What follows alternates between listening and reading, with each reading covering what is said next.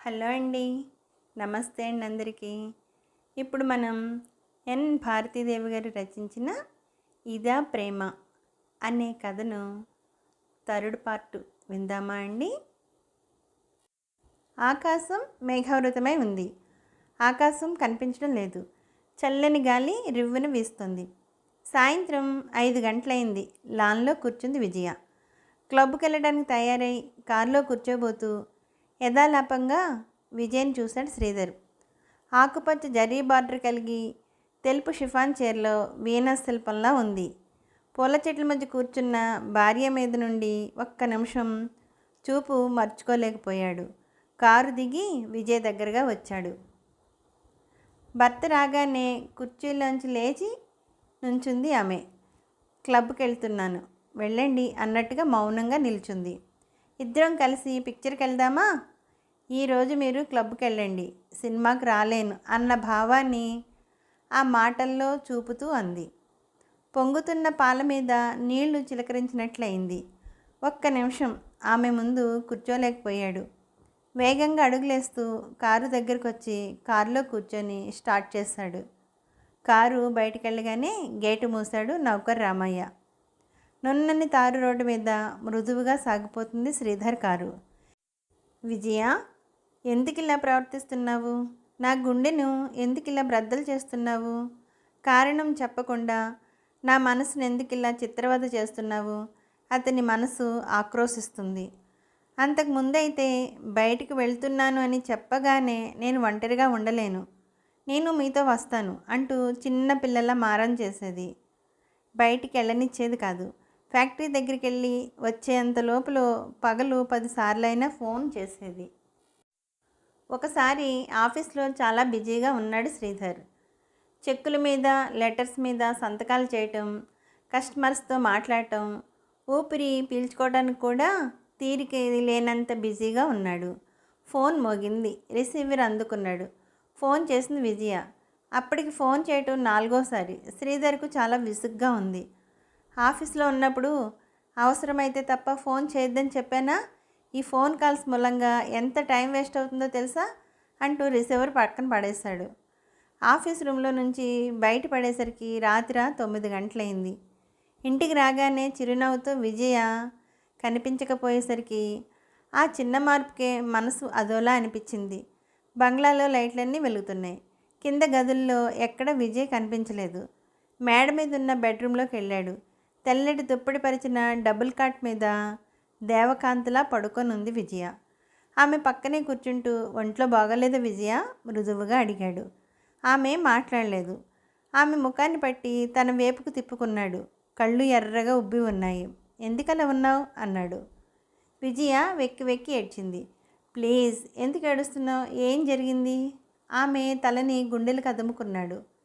కన్నీటితో తడిసిన చెంపలు పక్క జుట్టును సరిచేశాడు. నేను ఫోన్ చేస్తే ఎందుకలా విసుక్కున్నారు? ఉక్రోషంగా అడిగింది. నీ ఏడుపుకు కారణం అదా? 4 రోజులు ఊళ్ళో లేకపోయేసరికి సంతకాలు చేయాల్సిన కాగితాలు టేబుల్ నిండిపోయాయి. వచ్చే పోయే వాళ్ళను మాట్లాడి పంపించడం, ఈ పనులతో ఈరోజు భోజనానికి రావడానికి కూడా తీరికలేదు. ఆ విసుగులో నువ్వు తమాషాగా ప్రతిసారి ఫోన్ చేస్తుంటే విసుగు అనిపించింది. నేను ఆ విషయం అప్పుడే మర్చిపోయాను. నువ్వు ఇంకా ఆ చిన్న మాటని మనసులో పెట్టుకుని బాధపడుతున్నావా? ఉదయం 9 గంటలకు బయటికి వెళ్తే మళ్ళీ రాత్రి 9 గంటలు అయితే కానీ కనిపించరు. అప్పటి వరకు ఎదురు చూస్తూ కూర్చోవాలంటే నాకెంత బాధగా ఉంటుందో మీకేం తెలుసు? కనీసం ఫోన్లో అయినా మీ గొంతు వినిపిస్తుంది కదా అని ఫోన్ చేశాను. మీరేమో ఫోన్ చేయొద్దని కసురుకున్నారు. నా బాధ మీకు ఎలా అర్థమవుతుంది? ఉదయం కడుపు నిండా టిఫిన్ తిన్నా 1 గంటకు మళ్ళీ ఆకలి అవుతుందా లేదా? అలాగే రాత్రంతా మీరు నా పక్కనే ఉన్నా పగలంతా కనిపించకపోతే మిమ్మల్ని చూసి ఎన్నో రోజులైనట్టుగా ఉంటుంది. మీరు కసురుకున్న దగ్గర నుంచి ఏడుస్తూ పడుకున్నాను అంది విజయ వెక్కిళ్ళ మధ్య. మాట కందని అనిర్వచనీయమైన ఆనందంతో నిండిపోయింది. ఆర్తిగా అనురాగంగా ఆమె గుండెను కదుముకుని ఆమెలో కరిగిపోయాడు. అంతగా నాలో ఇమిడిపోయిన విజయ ఎందుకిలా మారిపోయింది? ఆలోచనలకు బ్రేక్ వేసి క్లబ్ ముందు కారాపి దిగి లోపలికి వెళ్ళాడు శ్రీధర్. శాంతి నర్సింగ్ హోమ్లో అంతవరకు కిక్కిరిసి ఉన్న పేషెంట్లు తృప్తిగా ఇళ్లకు పోతున్నారు. అలసటగా ఒక నిమిషం కుర్చీలో వెనక్కు వాలి గట్టిగా ఊపిరి పీల్చుకుంది ఇందిర. పేషెంట్స్ ఎవరూ లేరు డాక్టర్, నన్ను వెళ్ళమంటారా అంటూ వచ్చింది నర్సు. అన్నీ సర్దేసి వెళ్ళిపో అంటూ కళ్ళు మూసుకుంది కుర్చీలోనే కూర్చొని. Excuse me doctor. చటుక్కుని కళ్ళు తెరిచి, నువ్వా నిర్మల, రా కూర్చో అంది చిన్నగా నవ్వుతూ. నిర్మల ఇందిరకెదురుగా కూర్చుంది. ఒంట్లో ఎలా ఉంది? బాగానే ఉంది డాక్టర్. బాగానే ఉంది డాక్టర్, మిమ్మల్ని చూడాలనిపించింది వచ్చాను అంది నిర్మల కృతజ్ఞతాపూర్వకంగా. మీ వారు ఏమంటున్నారు? అబార్షన్ మాట మర్చిపోయారా? మీకెలా కృతజ్ఞతలు చెప్పుకోవాలో కూడా నాకు అర్థం కావటం లేదు డాక్టర్. పాప కావాలన్న నా కోరిక నెరవేరుతుంది. ఆయన చాలా మొండి మనిషి. నాకేమవుతుందన్న భయం తప్ప నా మనసులోని కోరికను అర్థం చేసుకోలేదు. నువ్వు చాలా అదృష్టవంతురాలివమ్మా. ప్రేమించబడటమే అదృష్టం, ప్రేమించడం గొప్ప కాదు. రాజేందర్ లాంటి వ్యక్తికి భార్యవు కావటం నీ అదృష్టం. అతను ప్రతి క్షణం నిన్ను గురించి ఆలోచిస్తాడు. అవును డాక్టర్, అందరినీ కాదని ఆయన్ని ప్రేమించి పెళ్లి చేసుకున్నాను. నా అదృష్టానికి నేనే గర్వపడని రోజంటూ లేదు. ప్రేమకు నిజమైన నిర్వచనం లేదు. అదొక పవిత్ర భావన. నిర్వచనకు అతీతమైన అనుబంధం. చాలామంది భార్యాభర్తలు కేవలం శారీరక బంధంతోనే ప్రేమ అనుకుంటారు. అది కామం అనిపించుకుంటుంది కానీ ప్రేమను అనిపించుకోదు. ప్రేమలో శారీరక సౌఖ్యాన్ని అందుకోవటం నిజంగా ఒక వరం. మీరు చెప్పింది అక్షరాల నిజం డాక్టర్. నేనిచ్చిన మందులు వాడుతున్నావా? వాడుతున్నాను. నీ కోరిక ప్రకారం పాప పుట్టాలి అంది నవ్వుతూ ఇందిర. అదే జరిగితే నాకు జీవితంలో కోరికలంటూ లేవు అంది నిర్మల కూడా నవ్వుతూ. వెళ్తాను డాక్టర్, ఆయన ఇంటికొచ్చే టైం అవుతుంది. నేను హాస్పిటల్కి వచ్చానని తెలిస్తే నాకేమైందన్న కంగారుతో మళ్ళీ ఇక్కడికి పరిగెత్తుకొస్తారు నవ్వుతూ అంటూ లేచింది నిర్మల. ఇందిర కుర్చీలోంచి లేవబోయింది.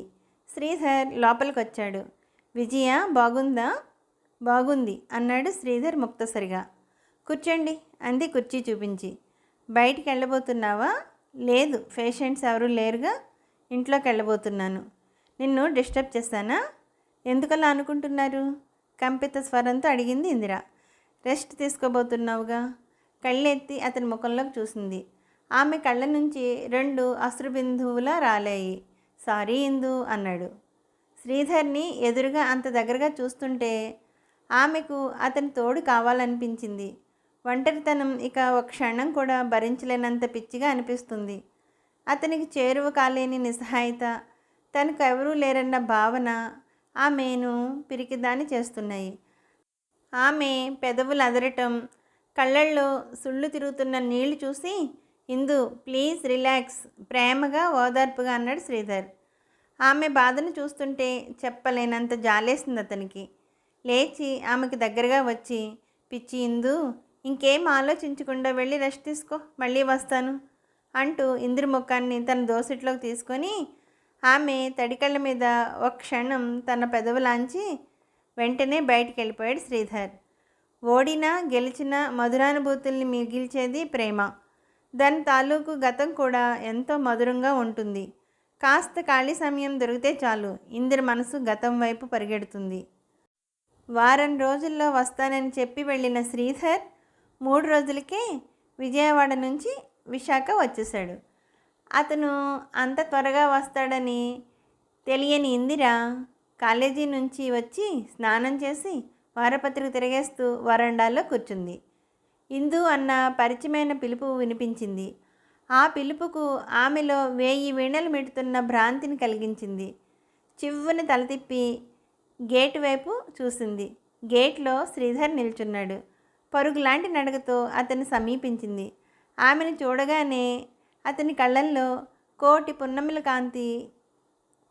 ఇంత త్వరగా వస్తారనుకోలేదు అంది సంబరంగా అతన్ని చూస్తూ. రాకుండా ఉండలేకపోయాను. ఆ విషయాన్ని తర్వాత మాట్లాడుకుందాం. ఈ వీధి మలుపు దగ్గర నా కారు ఆగుంది, త్వరగా రా, బయటికి వెళ్దాం అంటూ కారు వైపు వెళ్ళాడు శ్రీధర్. ఇందిర లోపలికి వచ్చింది. వాళ్ళ అమ్మగారు వంట పనిలో ఉంది. వాళ్ళ అన్నయ్య నాన్నగారు ఇంకా ఇంటికి రాలేదు. స్నేహితురాలు ఇంటికి వెళ్తున్నానని వాళ్ళ అమ్మతో చెప్పి వీధిలోకి వచ్చింది. శ్రీధర్ కారు స్టార్ట్ చేసి కూర్చున్నాడు. ఇందిర అతని పక్కనే కూర్చుంది. బీచ్ గేట్ ముందు కారు ఆపి దిగారు. ఇద్దరూ ఇసుకలో కొంత దూరం నడిచి ఏకాంతంగా కూర్చున్నారు. తీరం దాటాలన్న తపనతో సముద్రపు అలలు ఉవ్వెత్తున ఎగిసిపడుతున్నాయి. అనంతమైన ఆ జలరాశిని చూస్తుంటే ఈ సృష్టిలో మనిషి విలువెంత అనిపిస్తుంది. నీరెండ కాంతిలో కెరటాల్లో ఇంద్రధనుసు రంగులు వెల్లివిరుస్తున్నాయి.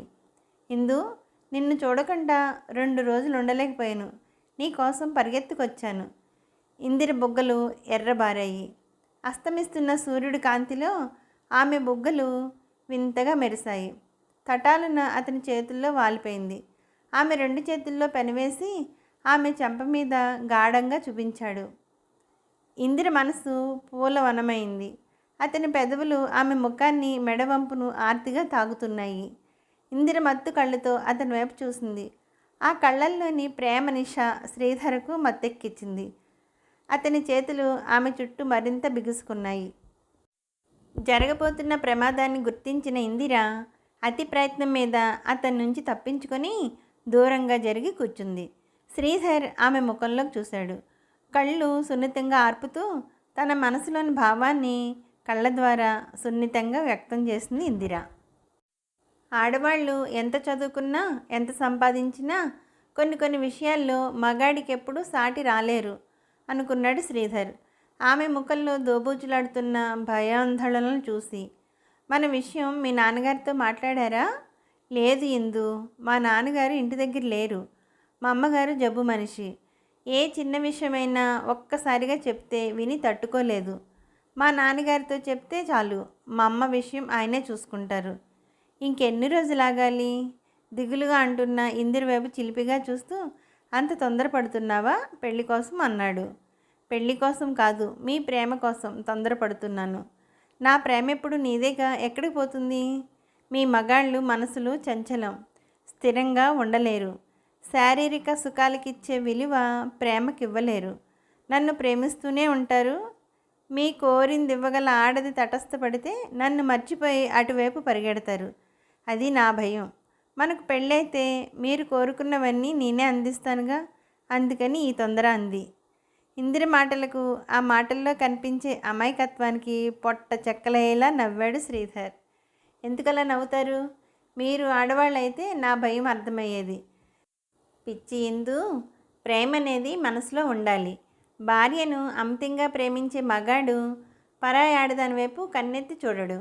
ఇంట్లో కడుపు నిండా అన్నం పెడితే చిరుతిళ్ళకు అలవాటు పడరు ఎవరు. తిరిగే మగాళ్లకు భార్యలు ఉంటారు. వాళ్ళు శారీరక ఆనందాన్ని, తృప్తిని ఇస్తారు. అయినా పరాయి ఆడవాళ్ళ వైపు ఆకలిగా చూసే మగాళ్ళు ఉంటారు. అది వాళ్ళ నైజ గుణమైనా కావాలి, లేకపోతే భార్యతో విసుగుపోయి అయినా మరో ఆడదాని వెంట పడాలి. అంతేగాని శారీరకమైన ఆనందాన్ని ఇచ్చినంత మాత్రాన ఏ మగాడు భార్యకు కట్టుబడి ఉండడు. ఏ ఆడదైనా మగాడిని ప్రేమతో, అనురాగంతో గెలుచుకోవాలి. ఇందు, నీలో నన్ను ఎంతగా ఆకర్షించిందేమిటో తెలుసా? నీ అమాయకత్వమే అన్నాడు శ్రీధర్ నవ్వుతూ. నా అమాయకత్వమే కానీ నేను కాదా? ఇందు మృదువుగా పిలిచాడు. మన పెళ్ళికి మీ వాళ్ళు ఒప్పుకుంటారా? వాళ్లను ఒప్పించే బాధ్యత నాది. ప్రేమించుకోవటానికి ఏ సమస్య ఉండదు, పెళ్లి చేసుకోవటానికి అన్ని సమస్యలే అంది ఇందిర నవ్వుతూ. ప్రేమ వివాహాలు విఫలమవుతాయని పెద్దవాళ్ళు భయం. అందుకే పెద్దవాళ్ళు ప్రేమ వివాహాలకు అంగీకరించరు. అలా అనుకుంటే పెద్దలు నిర్ణయించిన వివాహాలు ఎన్ని విఫలం కావటం లేదు? ప్రేమ వివాహాలైనా మరే వివాహాలైనా ఒకరిని ఒకరు అర్థం చేసుకుంటే అన్నీ మంచివే. ఒకరిని ఒకరు అర్థం చేసుకోలేకపోతే ఏ వివాహాలైనా విఫలమవుతాయి. అభిమానం, ఆప్యాయత, అనురాగాల సారమే ప్రేమ అన్నాడు శ్రీధర్ ఆరాధనగా ఇందిరను చూస్తూ. ప్రేమ సఫలమైన విఫలమైన దానికి ఉండే థ్రిల్ దానికి ఉంటుంది. ఇందు, మీ వాళ్ళు ఒప్పుకుంటారా? ఈ పెద్దవాళ్ళ ఆలోచనలు అంచనా వెయ్యలేం, ఒప్పించాలి. ఒప్పుకోకపోతే ఏం చేస్తావు? మీతో లేచిపోతాను అంది నవ్వుతూ. అంత ధైర్యం నీకుందా? నా అమాయకత్వమే మీకు తెలుసు కదా, నా ధైర్యం సంగతి మీకు తెలియదు. నేను కావాలనుకున్న దాన్ని పొందడం కోసం ఏ త్యాగమైనా చేస్తాను. ఏదేమైనా నేను ప్రేమించి మిమ్మల్ని పొందడం కోసం నా సర్వశక్తులా కేంద్రీకరిస్తాను. అంతేగాని ప్రేమ ఒక చోట, పెళ్ళి మరో చోట చేసుకొని జీవితమంతా నరకాన్ని అనుభవించలేను. అమాయకంగా కనిపించే ఇందులో జీవితం పట్ల ఎంత లోతైన అభిప్రాయాలున్నాయి అనుకుని ఆశ్చర్యపోయాడు శ్రీధర్. మీకు దూరంగా ఉండాలంటే నాకు చాలా కష్టంగా ఉంది. చేరువు కావాలంటే కన్నె మనసు భయపడుతుంది. దూరంగా ఉండలేక, చేరువు కాలేక రెండిటికి మధ్య నా మనసు నలిగిపోతుంది. ఆమె చేతిని తన చేతిలోకి తీసుకొని, నేను అదృష్టవంతుడినిందు అన్నాడు ఆప్యాయంగా. ఆ చేతిని పైకెత్తి తన చెక్కిలు నిమురుకుంటూ అతని భుజం మీద తలాంచి కళ్ళు మూసుకుంది. ఆమె పొడివాటి నీలి కురుల్లో తన వేలు దుర్చి నిమరసాగాడు. వ్యాపారం పేరుతో శ్రీధర్ వాళ్ళ మావయ్య గారి ఇంటి దగ్గరే ఉంటున్నాడు. ప్రతిరోజు ఇందిర, శ్రీధర్ కలుసుకుంటూనే ఉన్నారు. వాళ్ళ మధ్య ప్రేమబంధం ఎంత బలీయంగా ఉన్నా ఇందిర మాత్రం కన్నెగా తన హద్దు దాటలేదు. రోజులు వారాలు, వారాలు నెలలుగా మారిపోతున్నాయి. నిరంతర పరిభ్రమించే కాలచక్రంలో ఇందిర ప్రయాణం. ఒకరోజు వాళ్ళ నాన్నగారు కంటపడింది. రాత్రి 8 గంటల వరకు పార్కులో శ్రీధర్తో గడిపి ఇంటికి వచ్చిన ఇందిర ఆమె రాక కోసమే ఎదురు చూస్తున్నట్టుగా వాళ్ళ నాన్నగారు వరండాలో కూర్చొని ఉన్నారు. ఆయన చూడగానే ఇందిరకు అడుగులు తడబడ్డాయి. ఎందుకంటే రోజులా ఆయన ముఖం చిరునవ్వుతో కనిపించలేదు. ఏదో విషయాన్ని గురించి దీర్ఘంగా ఆలోచిస్తున్నట్టుగా ఆయన ముఖం గంభీరంగా ఉంది. ఇందు, ఎక్కడి నుంచి వస్తున్నావు? సమాధానం చెప్పలేకపోయింది. గుండె గొంతుకొచ్చినట్టుగా ఉక్కిరి బిక్కిరి అయింది. మా ఫ్రెండ్ ఇంటి నుంచి వస్తున్నాను. చూడమ్మా ఇందు, తప్పు చేయబోయే ముందే ఆ తప్పు చేయటానికి మనిషి భయపడాలి. ఆ తప్పు చేసిన తర్వాత ఆ తప్పు దిద్దుకోవటానికి మరో 100 తప్పులు చేయాల్సి వస్తుంది. నువ్వు వస్తుంది పార్కు నుంచి. నువ్వు కలుసుకోవటానికి వెళ్ళింది నువ్వు ప్రేమించే అతన్ని. ఆ విషయాన్ని ధైర్యంగా చెప్పలేని నువ్వు ప్రేమించడానికి అర్హురాలివి కాదు. పిరికి వాళ్ళే ప్రేమించకూడదమ్మా. ప్రేమించడానికి అర్హత ఏమిటో తెలుసా? ధైర్యం. నేను శ్రీధర్ ప్రేమించుకున్నాం. మీరు అనుమతిస్తే పెళ్లి చేసుకోవాలనుకుంటున్నాం అంది ఇందిర. వేదాంతిలా నవ్వారు ఇందిర నాన్నగారు. ఆయన ఎందుకలా నవ్వుతున్నారో అర్థం కాలేదు ఇందిరకు. చూడమ్మా, నువ్వు చిన్నపిల్లవు. ప్రేమకు వ్యామోహానికి తేడా తెలుసుకోలేని వయసు నీది. నువ్వు ప్రేమిస్తున్నావు అనుకుంటున్నావు. నిజానికి దాన్ని ప్రేమ అనకూడదు, ఆకర్షణ అనాలి. ఈ వయసులో ఉన్న స్త్రీ పురుషుల మధ్య ప్రేమ సామాన్యం. కానీ పెళ్లి చేసుకోవడానికి కొన్ని హద్దులున్నాయి. ఆ హద్దుల్ని అధిగమించినంత తేలికైన పని కాదమ్మా. ప్రేమ అందరి జీవితాల్లోనూ ఫలించదు. ప్రేమ అనే జాడ్యం మంచిది కాదు. నేను శ్రీధర్ మనసారా ప్రేమించుకున్నాను తప్ప నేనెవరిని పెళ్లి చేసుకోలేను. ఇందిర కళ్ళు కన్నీటి నెలవయ్యాయి. ఏ తండ్రి అయినా తన కూతురికి ఇష్టమైన వ్యక్తిని పెళ్లి చేసుకోవాలి, సుఖపడాలనే కోరుకుంటాడమ్మా. అందుకు అదృష్టం, పరిస్థితులు కూడా అనుకూలించాలి. నాన్నగారు, నేను శ్రీధర్ లేకుండా బ్రతకలేను అంది ఇందిర ఏడుస్తూ. ఆయన పితృహృదయం కరిగిపోయింది. అతని వివరాలు తెలుసుకోమ్మా. వీలైతే అతన్నోసారి మన ఇంటికి తీసుకురా, నేను మాట్లాడతాను అన్నారు. అలాగే నాన్నగారు అంది ఇందిర. అప్పటికి కానీ ఆమె మనసు శాంతించలేదు. తలదించుకొని గబగబా నడుస్తున్న ఇందిర తన పక్క కారు ఆగిన శబ్దం విని ఉలిక్కుపడి పక్కకు చూసింది. తల బయట పెట్టి రమ్మన్నట్టుగా చూశాడు శ్రీధర్. ఇందిర కారు ఎక్కింది. నిర్జన ప్రదేశంలోకి వచ్చిన తర్వాత కారు ఆపాడు శ్రీధర్. ఇద్దరూ మెల్లగా దిగి మెల్లగా నడుస్తున్నారు. ఎటు చూసినా పచ్చడి పైరుచేలు. ఆ పైరుచేలు మీద నుంచి తేలి వస్తున్న చల్లటి గాలి, గుంపులు గుంపులుగా ఎగిరిపోతున్న కొంగల బారు, పొలాల నుంచి పగలంతా పడిన శ్రమ మర్చిపోతూ జానపద గీతాలు పాడుకుంటూ ఇళ్లకు బయలుదేరిన కూలీలు. వాతావరణం ఆహ్లాదకరంగా ఉంది.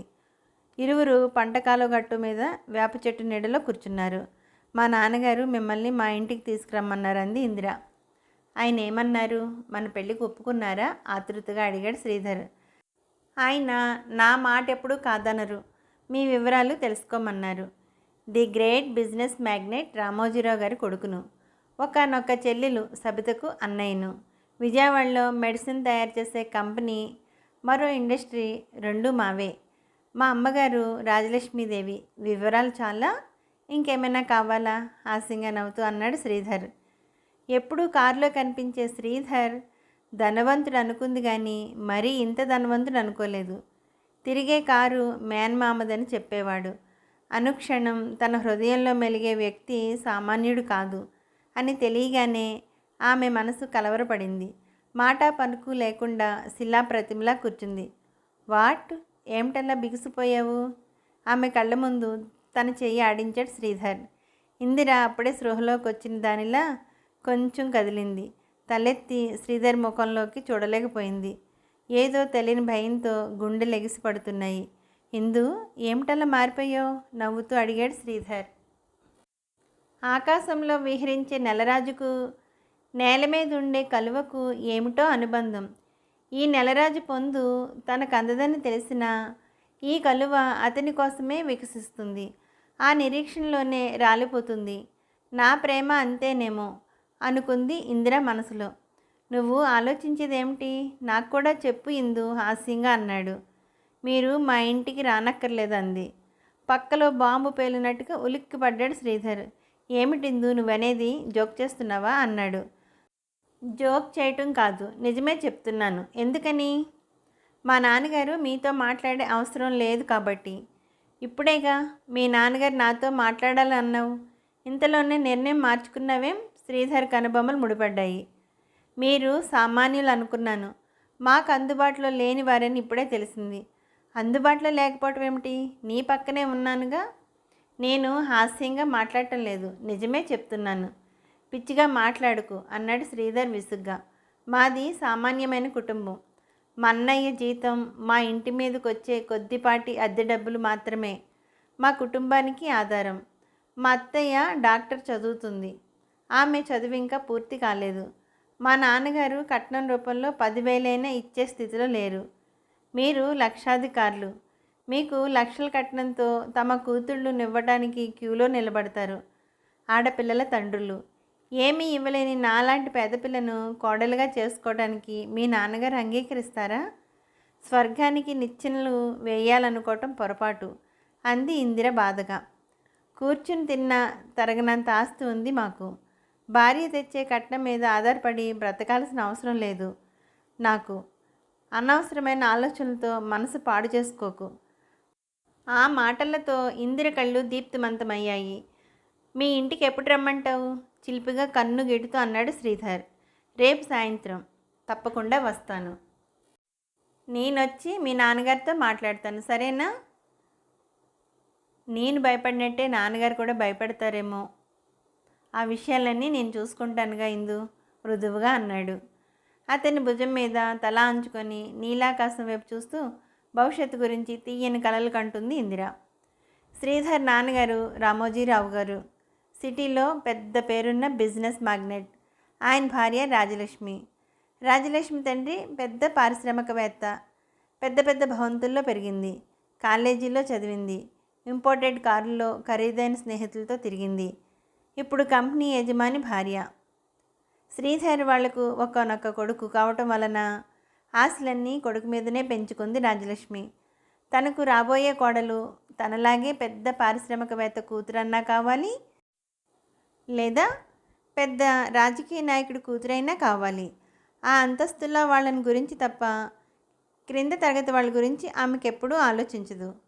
ఆమె అంతస్తుకు తగ్గట్టుగానే ఆమెకున్న జబ్బులు కూడా పెద్దవే. రామోజీరావు గారు భార్యను గాజు బొమ్మలో చూసుకుంటారు. ఏ విషయంలోనూ ఆమె మనసు నొప్పించరు. ఆమె బీపీ మనిషి కావడంతో శ్రీధర్ కూడా ఆమె ఇష్ట ప్రకారం నడుచుకుంటాడు. మనిషికి మనిషికి మధ్య అంతస్తుల తారతమ్యాలు భగవంతుడు సృష్టించకపోయినా మనుషులు కల్పించుకున్నవే. అయినా భగవంతుడు సృష్టించిన మనుషుల కంటే మనుషులు సృష్టించుకున్న అంతస్తులకే ఎక్కువ విలువ ఇస్తాడు.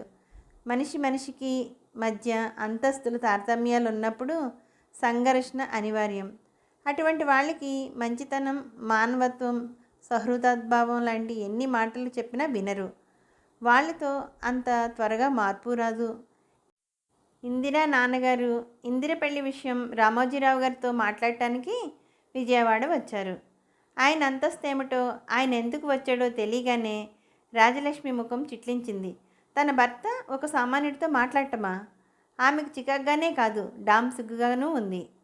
ఇందిరా నాన్నగారు ఎంతో ప్రాధాయపడుతూ ఇందిరా శ్రీధర్ మనసారా ప్రేమించుకున్నారని, అంతస్తుల తేడాతో ఆ ప్రేమికుల్ని వేరు చేయొద్దని, శ్రీధర్ దూరమైతే తన కూతురు బ్రతకలేదని ఎంతో దీనంగా తన కూతుర్ని కోడలుగా చేసుకోమని రామోజీరావు గారిని రాజలక్ష్మి బ్రతిమాలారు.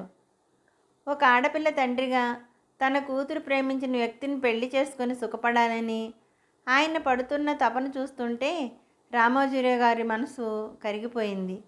ఇందిరను కోడలుగా చేసుకోవాలనుకున్నారు. కానీ రాబోయే కోడలు గురించి భార్య కంటున్న కలలు, ఆమె ఊహలు ఆయనకి తెలుసు కాబట్టి నోరు మెదపలేకపోయారు. డాబు దర్పాలతో మమత మానవత్వం మర్చిపోయిన రాజలక్ష్మి ముందు ఆయన రోదన అరణ్య రోదనే అయింది. శ్రీధర్కు వాళ్ళ అమ్మ ధోరణి అసహ్యంగాను చికాగ్గాను ఉంది. ఆమెను ఏమీ అనలేక వాళ్ళ నాన్నగారి వైపు చూశాడు. ఆయన నువ్వేం మాట్లాడొద్దన్నట్టుగా కళ్ళతో సైగ చేశారు. ఆమె మూడు కనిపెట్టి ఇందిర విషయం చెప్పి ఆమెను ఒప్పించాలనుకుని జరుగుతున్న సంభాషణలో తనకేం ప్రమేయం లేనట్టుగా మౌనంగా కూర్చున్నాడు. రాజలక్ష్మి తన అంతస్తు హోదా ఏమిటో ఆయనకు వివరంగా చెప్పి ప్రేమ పేరుతో లక్షాధికారైన తన కొడుకు మీద వల విసిరారని కటువుగా మాట్లాడింది. మర్యాదగా వచ్చిన దారిని వెళ్ళిపోమని చెప్పింది. భరించరాని అవమానంతో తలదించుకొని వెళ్ళిపోయారు ఇందిర వాళ్ళ నాన్నగారు. ఆమె మాట కంటే ఆయన్ని ఎక్కువ బాధపెట్టిన విషయం వాళ్ళ అమ్మగారు అన్ని మాటలు అంటున్నా తనకేమీ పట్టినట్టు కూర్చున్న శ్రీధర్ మౌనం. ఆయన మనసు కాలిపోతుంది. ఇందిరను ప్రేమించాను, మీరు అంగీకారమైతే పెళ్లి చేసుకుంటానని తనను ప్రాధేయపడిన శ్రీధర్ అభిమానం దెబ్బతినేలా వాళ్ళ అమ్మగారు అన్ని మాటలంటున్నా పిరికితనంతో నోరు మెదపలేకపోయాడు. వ్యక్తిత్వం అభిమానం గల తన కూతురు ఇంత పిరికివాణ్ణి ప్రేమించిందే అని మనసులో ఎంతో బాధపడ్డారు. అటువంటి అత్తకు కోడలైన తన కూతురు సుఖపడలేదన్న భావంతో ఇంటికెళ్ళగానే ఎంతో ఆశతో ఎదురుచూస్తున్న కూతురుకు రాజలక్ష్మి గారి అహంకారం గురించి, శ్రీధర్ పిరికితనం గురించి జరిగిన దానికి తన అభిప్రాయాలు కూడా జోడించి చెప్పారు. ఆయన అవమానంతో తలదించుకున్నానని, మరోసారి అలాంటి అవమానం జరిగితే తను ఆత్మహత్య చేసుకుంటానన్నారు. ఇక మీదట శ్రీధర్ను కలుసుకోవడానికి కూడా వీల్లేదని శాసించారు. అవాక్కైపోయింది ఇందిర. ఆమెకంతా అయోమయంగా ఉంది. ఎన్నో ఊసులు చెప్పి మరెన్నో బాసులు చేసి పెళ్లి విషయం వాళ్ళ నాన్నగారితో మాట్లాడాలని బలవంతంగా నాన్నగారిని తీసుకెళ్లిన శ్రీధర్ వాళ్ళ నాన్నగారిని మాటలతో అవమానిస్తూ ఉంటే చూస్తూ ఊరుకున్నాడంటే ఆమె మనసు నమ్మలేకపోతుంది. కానీ వాళ్ళ నాన్నగారు అబద్ధం చెప్పే మనిషి కాదు. మనసుకు ఎంతో దెబ్బ తగిలితే తప్ప సామాన్య విషయాలు అంత పట్టించుకోరు. అందుకే వాళ్ళ నాన్నగారి మాటలు నమ్మక తప్పలేదు. ఆ రాత్రంతా కుమిలి కుమిలి ఏడుస్తూ పడుకుంది. వాళ్ళ అమ్మ నాన్నగారు ఆమెను వాదార్చే ప్రయత్నం కూడా చేయలేదు. విధి ఆడే వింత నాటకంలో మనుషులు పావులాంటి వారు. ఒక్కో జంటను ఎందుకు కలుపుతాడో, తాను కలిపిన జంటను తానే ఎందుకు వేరు చేస్తాడో ఆ భగవంతునికే తెలియాలి. తనకు అర్థం కాని విషయాలను మనిషి విధి దైవలీల అని సరిపెట్టుకుంటాడు. ప్రేమ పేరుతో ఒక స్త్రీని పురుషుణ్ణి కలపటం, విధి పోరుతో వాళ్లను వేరు చేయటం, ప్రేమ చంపుకోలేక వాళ్ళు కుమిలిపోతుంటే వాళ్ళ బాధను చూసి ఆనందించడం సృష్టికర్తకు వేడుక కాబోలు. ఇందిరా నాన్నగారు వెళ్ళిపోయిన తర్వాత శ్రీధర్ వాళ్ళ అమ్మగారితో మాట్లాడాడు. నేను ఇందిర లేకుండా బతకలేను. ఈ డబ్బు ఆస్తి కావాలనుకుంటే నేను వెళ్ళిపోతాను ఇందిర కోసం, లేదా మీరు కోడలుగా ఒప్పుకోండి అని రామోజీ గారు శ్రీధర్ ఎన్నో విధాలుగా నచ్చచెప్పి ఇందిరను కోడలుగా చేసుకోవడానికి ఒప్పించుకున్నారు.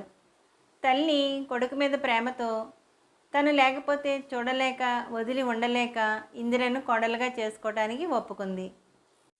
ఆ శుభవర్తమానాన్ని తన ప్రియమైన ఇందుకు అందజేయాలని, ఆమె కళ్ళల్లో కనిపించే కాంతిని కళ్ళారా చూడాలని మధుర ఊహలతో తేలిపోతున్న శ్రీధర్ విశాఖ వెళ్లకుండా విజయవాడలోనే ఆగిపోయాడు. ఆ ఎడబాటు ఇందిరలో తను ఊహించలేనంత పెద్ద మార్పును తెస్తుందన్న విషయం అతను ఊహించుంటే ఒక్క నిమిషం కూడా ఆలస్యం చేయకుండా ఇందిర ముందు వాలేవాడు. అతను ఒక విధంగా ఊహించుకొని విశాఖ వెళ్లకుండా ఆగిపోయాడు. ఆమె మరో విధంగా ఆలోచించుకుంటుంది అతను రానందుకు. తండ్రికి చేసిన అవమానంతో ఆమె మనసు కుతకుత ఉడికిపోతుంది. దానికి తోడు శ్రీధర్ రాకపోవటం అగ్నికి గాలి తోడైనట్టుంది. అతను వట్టి మోసగాడని, తన ముందుకు రావడానికి మొహం చెల్లక రాలేదని, అతని గురించి ఆ వారం రోజులలో చాలా తేలికగా అభిప్రాయాన్ని ఏర్పరచుకుంది. కామెర్ల రోగికి లోకమంతా పచ్చగా కనిపించినట్టుగా ఒక మనిషిని గురించి ఉన్నతంగా ఊహించుకుంటే ఆ మనిషి వ్యక్తిత్వం హిమాలయంత ఎత్తుకు ఎదిగినట్టు అనిపిస్తుంది. అలాగే ఒకరిని గురించి తేలికైన అభిప్రాయం ఏర్పరచుకుంటే అతను ఎంత మంచివాడైనా అతను మంచే చేసినా అది చెడ్డగానే కనిపిస్తుంది. అలాగే శ్రీధర్ని ప్రేమిస్తూ అందమైన అతని శరీరాకృతి, అతని కళ్ళల్లో కనిపించే మెరుపు, చురుకుతనం, అతని మాటల్లో చూపుల్లో ఉట్టిపడే రాజసం చూసి అతని లాంటి అపురూపమైన మగాడిని ప్రేమించడం, అతని చేత ప్రేమించబడటం తన అదృష్టం అనుకుంది. అలా అనుకుంటూ ప్రతిక్షణం గర్వపడింది. ఇప్పుడు అతను పరమ దుర్మార్గుడిగా, దగాకోరుడిగా, అందమైన ఆడపిల్లను మోసం చేసే మోసగాడిగా, పిరికివాడిగా ఎన్నో కోణాల నుంచి కనిపిస్తుంటే అతని ఉనికినే కాదు, అతని గురించి ఆలోచనలు కూడా భరించలేకపోతుంది. ఇంటర్ సెకండ్ ఇయర్ పరీక్షలు అయ్యాయి. కాలేజీకి సెలవులు ఇచ్చారు. శ్రీధర్ విజయవాడ వెళ్ళి 10 రోజులైంది. హలో, విన్నారు కదండి, ఎన్ భారతీదేవి గారు రచించిన ఇదా ప్రేమ. మనం 3rd పార్ట్ విన్నాము. రేపు 4th పార్ట్ విందాము. సరేనండి. ఈ కథ మీకు నచ్చినట్లయితే లైక్ చేయండి, షేర్ చేయండి, సబ్స్క్రైబ్ చేయండి. అలాగే నా ఛానల్ చూస్తూ ఎప్పుడూ ఆదరిస్తూ ఉంటారని కోరుకుంటూ, నా ఛానల్ చూస్తున్న ప్రతి ఒక్కరికి, నా సబ్స్క్రైబర్స్ అందరికీ పేరు పేరున థ్యాంక్ యూ వెరీ మచ్ అండి. మళ్ళీ రేపు కథలో కలుద్దాం. నమస్తే అండి.